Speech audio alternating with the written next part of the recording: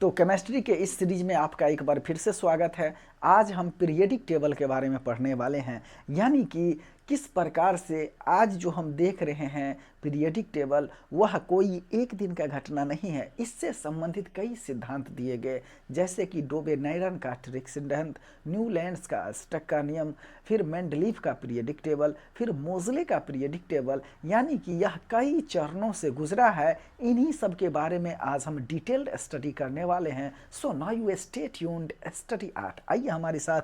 यहाँ पे हेडिंग है पीरियडिक क्लासिफिकेशन ऑफ एलिमेंट, यानी कि तत्वों का आवर्ती वर्गीकरण। यहाँ पे देखिए, ये तत्वों का आवर्ती वर्गीकरण होता क्या है।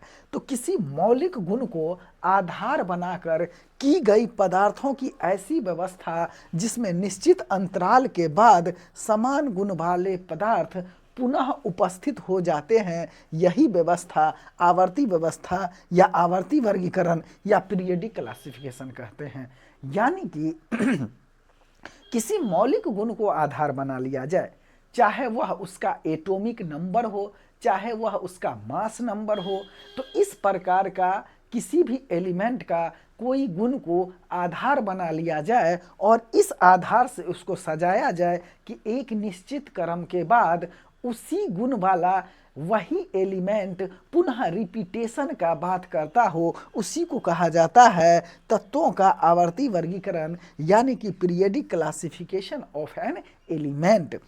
यहाँ पे तत्वों के वर्गीकरण का मुख्य उद्देश्य समान गुण वाले तत्वों को एक वर्ग में रखना, यानी कि रसायन शास्त्र के अध्ययन को सरल, सुविधाजनक, सुस्पष्ट एवं क्रमबद्ध तरीका से किस प्रकार किया जाए, इसी के अंतर्गत हम पढ़ते हैं, यानी कि पीरियडिक क्लासिफिकेशन के अंतर्गत पढ़ते हैं हम। पीरियडिक टेबल का इतिहास का बात करें तो 19वीं शताब्दी में तत्वों के वर्गीकरण को लेकर के कई प्रयास किया गया, जिसमें मुख्य रूप से है प्रॉट की परिकल्पना। याद रखिएगा, ये मैच करने के लिए दे देता है निम्नलिखित में से कौन सा वैज्ञानिक तत्वों के आवर्ती वर्गीकरण से संबंधित है। तो याद रखिएगा, प्रॉट की परिकल्पना, फिर डोबे-नायरन का ट्रिक सिद्धांत, इससे कई बार क्वेश्चन पूछा जाता है, फिर डूमा की सममूलक श्रेणी, इसके अलावा न्यूलैंड्स का अष्टक नियम, इसको विशेष तौर से याद रखना है, फिर लोथर-मेयर का परमाणु आयतन तथा परमाणु भार वक्र, इसके अलावा मेंडलीफ का आवर्ती नियम आदि प्रमुख हैं।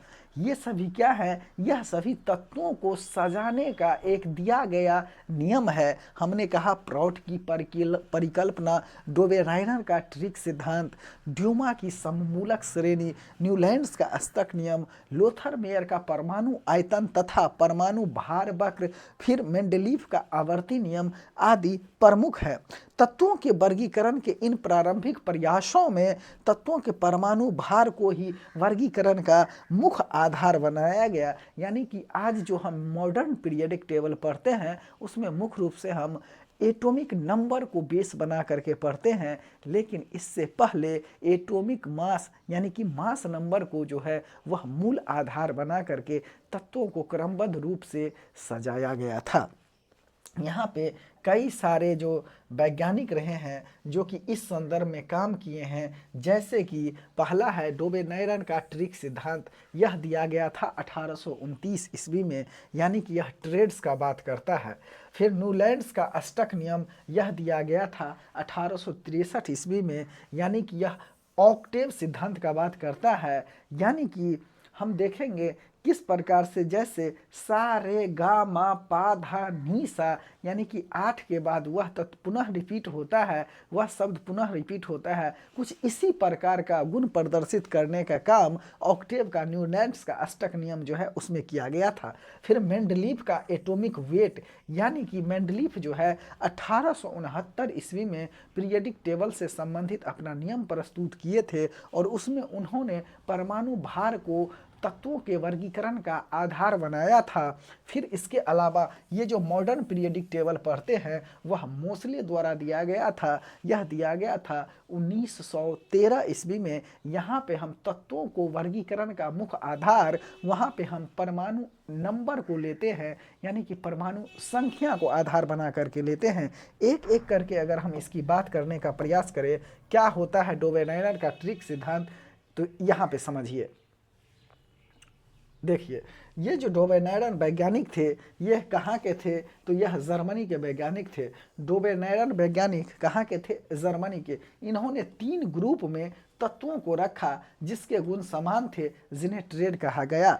यानी कि इन्होंने तत्वों को 3 ग्रुप में रखा जिसके गुण समान थे, जिसको कि ट्रेड कहा गया। इसके अनुसार बीच वालों का परमाणु द्रव्यमान दोनों किनारे वाले तत्वों के द्रव्यमान का औसत होता है। जैसे एग्जाम्पल से समझिए, यहाँ पे लिथियम लिया है और पोटासियम लिया है और भागा 2 हम करेंगे तो यह सोडियम के बराबर हो जाएगा। कहने का मतलब है लिथियम का ये जो है एटॉमिक मास वह कितना होता है? 6.9 और पोटासियम का होता है 39। इसको हम भाग देंगे तो यह 23 के बराबर हो जाएगा। और 23 किसका होता है? यह सोडियम का क्या होता है? द्रव्यमान संख्या होता है। द्रव्यमान संख्या होता है मतलब मास नंबर होता है। उसी प्रकार से दूसरा लिया गया कैल्शियम और बेरिलियम। तो कैल्शियम का 40 होता है, बेरिलियम का 137.2 होता है। इसको हम भाग देंगे दोनों को जोड़ करके तो 88.7 आएगा और ये स्ट्रांसियम का एटॉमिक मास होता है। तो इस प्रकार से देखें, इन्होंने जो 3 ग्रुप में तत्वों को रखा था, यानी कि बीच वाले का जो परमाणु द्रव्यमान होगा वह दोनों किराने वाले तत्वों के औसत द्रव्यमान के बराबर होगा। यही बात कहा गया था डोबेनायरन के ट्रिक सिद्धांत में, लेकिन यह बहुत आगे तक कारगर नहीं रहा और इसका जो है यह सिद्धांत फेल हो गया। यानी कि हम डोबेनायरन का डिसएडवांटेज का बात करें तो इन्होंने कुछ तत्वों को ही इस प्रकार सजा पाया था। डोबेनायरन का जो ट्रिक सिद्धांत था वह केवल कुछ ही तत्वों पे लागू हुआ, बाकी के तत्व पे यह लागू नहीं हो पाया। इसके बाद में जो ट्रेड्स खोजे गए वह डोबेनायरन के ट्रिक सिद्धांत पर फिट नहीं बैठा। फलतः वैज्ञानिकों का समूह ने इस सिद्धांत को नए सिरे से खारिज कर दिया। याद रखना है कि डोबेनायरन ने प्लेटियम उत्प्रेरक को पहली बार खोज किया था। तो यह क्वेश्चन कई बार पूछा हुआ है, यह PYQ क्वेश्चन है, आप इसको याद रखिएगा कि डोबेनायरन ने प्लेटियम उत्प्रेरक की पहली बार खोज की थी। तो प्लेटिनम उत्प्रेरक का बात आएगा तो डोबेनायरन को आप याद रखिएगा। चलिए नेक्स्ट हम चलते हैं, आगे हम पढ़ते हैं न्यूलैंड्स का अष्टक नियम। सबसे पहले बात करें न्यूलैंड्स का, तो न्यूलैंड्स एक इंग्लैंड के वैज्ञानिक थे।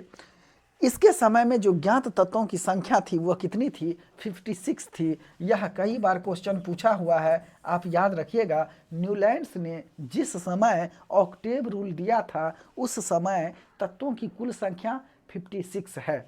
आज के समय में पीरियडिक टेबल में तत्वों की कुल संख्या कितनी है? 118 है, याद रखना है। लेकिन ऑक्टेव रूल जब दिया गया था उस समय तत्वों की संख्या केवल और केवल 56 थी। इसने तत्वों को बढ़ते हुए परमाणु द्रव्यमान के रूप में सजाया था। यानी कि इसका आधार क्या था तत्वों को सजाने का? तो परमाणु द्रव्यमान था, यानी कि एटॉमिक मास था। इसने 8वें तत्व का गुण पहले तत्व के गुण के समान है, इस बात का इन्होंने बताया था और इसी को कहा जाता है ऑक्टेव रूल। यहाँ पे याद रखना है कि हाइड्रोजन और फ्लोरीन की संयोजकता कितनी होती है? एक होता है। वैलेंसी वाला चैप्टर आप देख लीजिएगा, संयोजकता कैसे निकाला जाता है, आउटर मोस्ट इलेक्ट्रॉन किस प्रकार से काउंट किए जाते हैं, इन सबों का बात हमने कर लिया है, आप वो वीडियो देख लीजिएगा। यहाँ पे तत्वों की समानता का बात करें तो वैसा तत्व जिसकी की द्रव्यमान संख्या 1 है, वैसा तत्व जिसकी की द्रव्यमान संख्या 8 है के जैसा होगा। द्रव्यमान संख्या 8 वाला तत्व द्रव्यमान संख्या 15 वाले तत्व के जैसा होंगे। द्रव्यमान संख्या 15 वाले तत्व द्रव्यमान संख्या 23 वाले तत्वों के समान होंगे। यही है तत्वों की समानता और ऑक्टेव रूल यही कहता है कि जो पहला तत्व जैसा होगा वैसा ही तत्व 8वां होगा, जो 8वां वाला तत्व होगा वही 15वां वाला होगा और जो 15वां वाला एलिमेंट होगा वही 23वां एलिमेंट होगा। यहाँ पे न्यूलैंड्स की तालिका में कोबाल्ट और निकेल को हैलोजन के साथ रखा गया है। इसके अलावा आयरन का गुण कोबाल्ट और निकेल जैसा है, लेकिन इसे बहुत दूर रखा गया है। ये सभी इसके ड्रॉबैक को दर्शाता है। यानी कि न्यूलैंड्स का जो तालिका है उसमें कोबाल्ट और निकेल को हैलोजन के साथ रखा गया, लेकिन जब हम मॉडर्न पीरियोडिक टेबल पढ़ते हैं तो वो हैलोजन एक अलग ग्रुप में ही रखा जाता है, जबकि लोहा का गुण कोबाल्ट और निकेल जैसा है, इसे दूर रखा गया है। यही तो इसका ड्रॉबैक यहाँ पे दिखता है। फिर न्यूलैंड की तालिका में थोरियम पर ही समाप्त हो जाती है, यानी कि न्यूलैंड्स का जो अष्टक नियम है यह थोरियम पर जाके समाप्त हो जाता है और कोबाल्ट और निकेल को हैलोजन के साथ रखा गया है, जबकि कोबाल्ट और निकेल का गुण किसके जैसा है, आयरन के जैसा है, और इससे इसको यहाँ पे दूर रखा गया है। चलते हैं आगे। अब न्यूलैंड्स का जो अष्टक नियम है इसके कई सारे डिसएडवांटेज हैं, इसको हम देख लेते हैं। जैसे न्यूलैंड्स के हम अवगुण का बात करें तो इन्होंने कैल्शियम तक ही तत्वों को अपने सिद्धांत में सजाया है, इसके बाद यह नहीं सजा पाया, यानी कि कैल्शियम तक ही तत्व को सजाया है। एक ही वर्ग में असमान द्रव्यमान वाले तत्व को रख दिया। इसके अलावा अकरीय गैस उस समय तक खोजे नहीं गए थे, यानी कि उस समय तक केवल तत्व की संख्या कितनी थी, 56 ही थी, और यह कैल्शियम तक ही मान्य है। इसके अलावा यह पीरियोडिक टेबल मान्य नहीं है, इसीलिए इस पीरियोडिक टेबल को खारिज कर दिया। अब हम पढ़ने वाले हैं मेंडलीफ का पीरियोडिक टेबल। तो यह जो मेंडलीफ है, यह डेमेट्री मेंडलीफ, यह रशियन वैज्ञानिक थे। इन्होंने परमाणु द्रव्यमान तथा तत्व के भौतिक और रासायनिक गुणों में संबंध स्थापित किया। यानी कि ये जो डेमेट्री मेंडलीफ थे, इन्होंने परमाणु द्रव्यमान को तो लिया ही, साथ ही तत्वों के भौतिक एवं रासायनिक गुण क्या है इसमें इन्होंने संबंध बैठाया और इस प्रकार पीरियोडिक टेबल का निर्माण किया। इसके समय में ज्ञात तत्वों की संख्या बढ़ करके 56 से 63 हो गई है। यानी कि हम इससे पहले न्यूलैंड का अष्टक रूल पढ़े थे, उसमें तत्वों की संख्या केवल 56 थी, अब बढ़ के कितना हो गई है, 63 हो गई है। यह सब याद रखिएगा, प्रीवियस ईयर क्वेश्चन में पूछा हुआ है। फिर इन्होंने आवर्त और वर्ग के बारे में भी बात किया। यानी कि जो हॉरिजेंटल रो है उसको इन्होंने आवर्त कहा, जो क्षैतिज कटार है उसको इन्होंने क्या कहा, आवर्त कहा, और जो वर्टिकल कॉलम है यानी कि उदग्र है उसको किसी क्या कहा गया है, वर्ग कहा गया है। हॉरिजेंटल रोज को यहाँ पे आवर्त कहा जाता है और वर्टिकल कॉलम को यहाँ पे वर्ग कहा जाता है, या उदग्र कतार को हम वर्ग कहते हैं। यानी कि यहाँ पे कई सारा बात किया गया है। अब हम मेंडलीफ के पीरियोडिक टेबल के गुण का बात करें तो यहाँ पे सारे उपलब्ध तत्वों को सजा दिया गया है। यानी कि इसके समय में कुल 63 तत्व थे। इस 63 एलिमेंट को इन्होंने सजाने का काम किया है। कुछ खाली स्थान छोड़ दिए हैं ताकि बाद में जब भी कोई नया एलिमेंट की खोज किया जाए तो उसको आसानी से इजीली सजाया जा सके। जब अक्रिय गैस की खोज हुई तो उसे बिना पीरियोडिक टेबल को बाधित किए हुए बाईं ओर उसको रख दिया गया है। यही हम देखते हैं कि ये हीलियम, नियन, जेनन, क्रिप्टन, रेडन और आर्गन ये सभी जीरो ग्रुप वाले तत्व हैं, इनर्ट गैसें हैं, अक्रिय गैसें हैं। इन सबों को कहाँ किया गया है, बाईं ओर एक क्रम में सजा दिया गया है। इसके आवर्त सारणी में स्ट्रोंशियम, गैलियम, जर्मेनियम को बाद में शामिल किया गया है। तो इन सभी बातों को आपको याद रखना है जब मेंडलीफ की पीरियोडिक टेबल पढ़ते हैं। तो आगे यहाँ पे इसके अगर हम डिसएडवांटेज की बात करें तो इसके पीरियोडिक टेबल में भी कई सारे अवगुण देखे गए हैं। जैसे हाइड्रोजन को निश्चित स्थान नहीं दिया गया। इसके अलावा समस्थानिक का भार अलग अलग होता है जो अलग अलग स्थान मांगता है। जैसे हाइड्रोजन के 3 समस्थानिक होते हैं, प्रोटियम, ड्यूटेरियम और ट्राइटियम। तो इस प्रकार से देखें तो हाइड्रोजन के जो 3 समस्थानिक होते हैं इसके लिए अलग अलग भार होता है, उसको इन्होंने नहीं सजाया। आइसोटोप्स और आइसोबार्स इन सबों का बात हमने कर लिया है, उस वीडियो को आप लोग ज़रूर वॉच कर लीजिएगा। तो समस्थानिक उसको कहते हैं जिसका कि एटॉमिक नंबर सेम हो जबकि मास नंबर में अंतर आता हो, उसको कहते हैं समस्थानिक यानी कि आइसोटोप्स। संभारिक में होता है जिसका कि एटॉमिक मास नंबर क्या हो, तो वह समान हो, यानी कि परमाणु भार समान हो जबकि अलग अलग होता हो, उसको हम कहते हैं संभारिक। इस वीडियो को जरूर आप देख लीजिएगा। आगे कुछ जगहों पर अधिक द्रव्यमान वाले तत्व पहले तथा कम द्रव्यमान वाले तत्व को बाद में रखा गया। जैसे कुछ एग्जाम्पल के माध्यम से समझते हैं इस प्रकार। यहाँ पे कोबाल्ट और निकेल देखिएगा, कोबाल्ट का मास नंबर होता है 58.8 और निकेल का 58.7 होता है। तो ऑब्वियस सी बात है निकेल पहले होना चाहिए और कोबाल्ट बाद में। तो इस प्रकार से देखें तो निकेल पहले और कोबाल्ट बाद में होना चाहिए, लेकिन ये इस प्रकार से सजाया गया था, पहले कोबाल्ट एंड देन निकेल सजाया गया था। तो यह इसका ड्रॉबैक है, यानी कि यह इसका अवगुण है। इसके अलावा मेंडलीफ ने असमान गुण वाले तत्व को एक वर्ग में रखा, जैसे कि मैग्नीज को हैलोजन वर्ग में रख दिया था। तो यह भी इसके पीरियोडिक टेबल का एक अवगुण है। तो आज जो हमने पढ़ा पीरियोडिक टेबल में, पीरियोडिक टेबल सबसे पहले हमने यहाँ पे इतिहास देखा, इसके बाद कई सारे सिद्धांत को देखा, जैसे कि डोबे नाइनर का ट्रिक सिद्धांत, ठीक।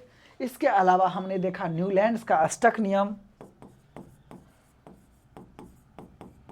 न्यूलैंड का अष्टक नियम। इसके अलावा फिर हमने देखा डेमेट्री मेंडलीफ का यहाँ पे पीरियोडिक टेबल, यानी कि मेंडलीफ का पीरियोडिक टेबल। जैसे कि इन्होंने बताया कि द्रव्यमान, परमाणु द्रव्यमान के आधार पर तत्वों को सजाया और भौतिक एवं रासायनिक गुण में इन्होंने बताने का काम किया है, अर्थात दोनों मिला करके इन्होंने तत्वों को सजाने का काम किया है। तो इस प्रकार हम आज इस क्लास को यहीं एंड करते हैं। कल हम देखेंगे मॉडर्न पीरियोडिक टेबल, यानी कि मोज़ले का पीरियोडिक टेबल, जो आज के समय हम देखते हैं। तो हमारे साथ बने रहिएगा। Stay tuned, study art. Thank you.